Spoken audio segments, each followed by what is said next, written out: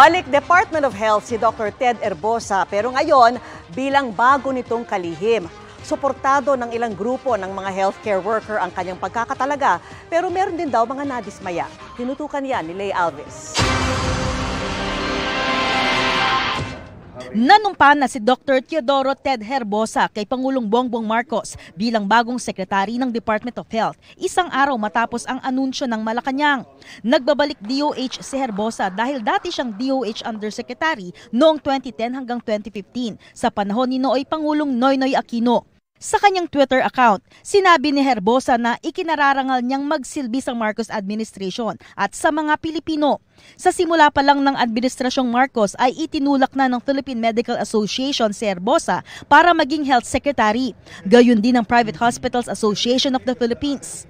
Naghayag din ng support ng Philippine College of Physicians sa appointment ni Herbosa. With this experience dealing with both government, private, and other institutions, yun ang isa sa mga qualifications na nakita namin.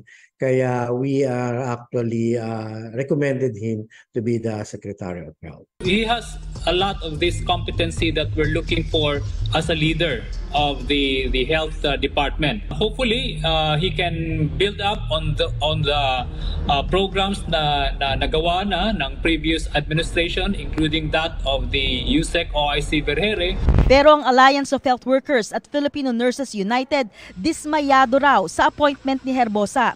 Isa sa mga dahilan ang pagsusulong umano noon ni Herbosa sa privatization ng government hospitals. Naranasan natin at nakasama natin siya sa panahon ni Secretary Ona bilang Undersecretary na siya yung namumuno para isa pribado yung mga papublikong ospital. Dismayado tayo na kami sa Alliance of Workers. Isa pa sa mga pinuna nila ay ang mga kontrobersyal na tweet ni Herbosa noong kasagsagan ng pandemya. Sa isang tweet noon, nagpasalamat si Herbosa sa mga healthcare workers pero puwera raw yung mga nagpuprotesta. Masakit sa loob namin yun, no? Kasi kapwa namin siya health professional. Hindi namin naramdaman yung malasakit niya na dapat siguruhin niya na yung deserving na COVID benefit at sinasabi ng pamahalaan na kami ay mga heroes ng pandemya. Sana nakiisa siya sa amin. Kabilang daw sa mga issues sa health sector na dapat tugunan ng DOH sa ilalim ni Herbosa ay ang magkakadikit na issue ng mababang sweldo ng health workers, pangingibang bansa ng mga ito at ang kakulangan ng health workers ngayon sa mga ospital. Sinusubukan pa naming makuha ang panig ni Secretary Herbosa. Sa isang statement, ipinahayag naman ni dating Health Officer in Charge Maria Rosario Vergere ang buong suporta ng DOH sa bagong kalihim. Para sa GMA Integrated News, Leigh Alves, nakatutok, 24 oras.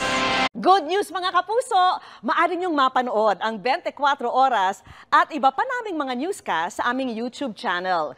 I-click lang ang subscribe button na lalabas sa screen. Sa mga kapuso abroad, maaari niyo kaming masubaybayan sa GMA Pinoy TV at sa www.gmanews.tv.